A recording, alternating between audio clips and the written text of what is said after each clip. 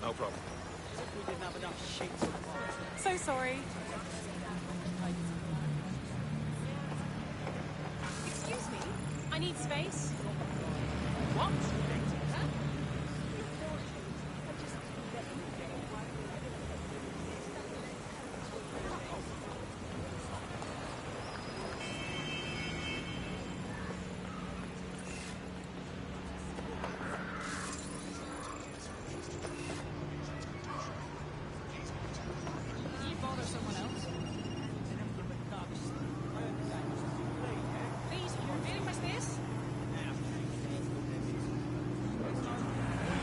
I can smell your... You look like someone who's had just about enough of this bollocks. Am I right? You're dead sick, aren't you? Maybe you can help me. I mean, can't guarantee anything, but we'll try. What's up? A mate of mine was picked up by Albion. They'll likely be deported because they're undocumented. Not to brag, but we're sort of experts and all that. We'll handle it. What good would that do? The next time they pass a checkpoint, they'll be arrested again. We need high-quality forged documents, the kind of black market biometric ones Clan Kelly sells. Right. I'll set things in motion. Cheers. Listen, help me with this, and I'll return a favour. I always do. I hope that driver's injured. Serves him right.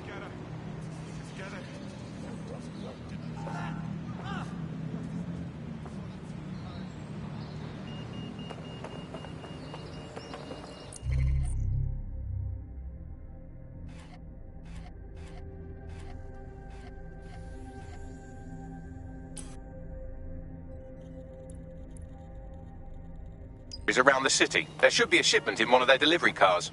I've also found the Albion facility where our prospect's undocumented friend is being detained. Acknowledged.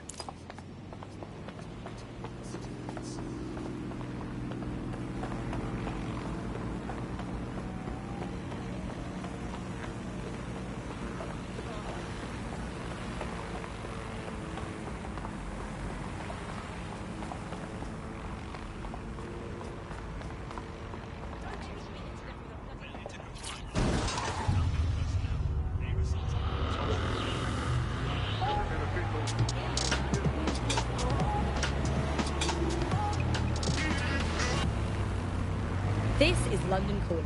You're listening to Buccaneer, your source for what they don't want you to know. With me, Tash. It's hard to believe that there could be shortages of food and medicine in an advanced country like ours, and yet here we are. Those old government policies for food turn out to be just another lie. Today we're short of basic foodstuffs and vital medical supplies. Hundreds have already died of conditions that could be easily cured. The black market means that criminal gangs like Clan Kelly run our cities. And Prime Minister Deb Basani isn't even around to pretend to care. How do we go from a consumer paradise to a place of empty shelves and fighting for supplies? What turns a land of plenty into a wild west of hoarding, food battles and black market barons? We protect everyone who comes on the podcast by keeping their identities a secret. Here's veteran political reporter Ian on the power behind shortages. Look, I mean, what was the first thing that happened when Britain sealed itself off? Like, the first stuff that got stopped from coming in was fresh food. I mean, we could live without the fresh food. I mean, everyone's quality of life got instantly worse, but we could live without it. The most damaging part was when the radioactive isotopes stopped coming in. Now, radioactive isotopes, that's what we use in cancer screening, cancer treatment. Now, that stuff, it has a short half-life. Technetium used to save hundreds of thousands of lives just by screening for cancer, let alone testing for cancer. But that stuff has a half-life of 66 hours. As soon as those walls went up, there was just no time to bring it into the country, and that is when people started dying. And then the medicines. The thing is, there's loads of medicines that you just can't stockpile. There was a moment before it took place when actually there was some effort to try and stockpile some of the medicine. There was some things that could be done. For a lot of it, there was simply nothing that could be done. We had a major problem with drugs for schizophrenia. So we saw such an uptick in the kind of attacks that you saw in the street and people suffering on their own because they didn't have the mental health drugs, because those drugs simply couldn't be stockpiled. We eventually found the same thing with foods that weren't produced in the UK.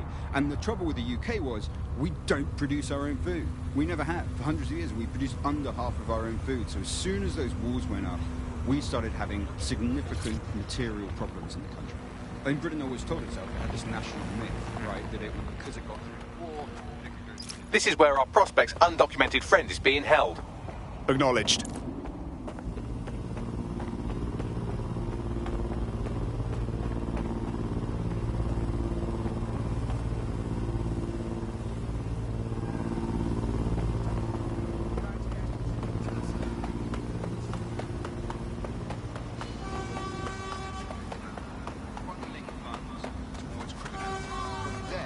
To the situation we have now of this big war. Government officials.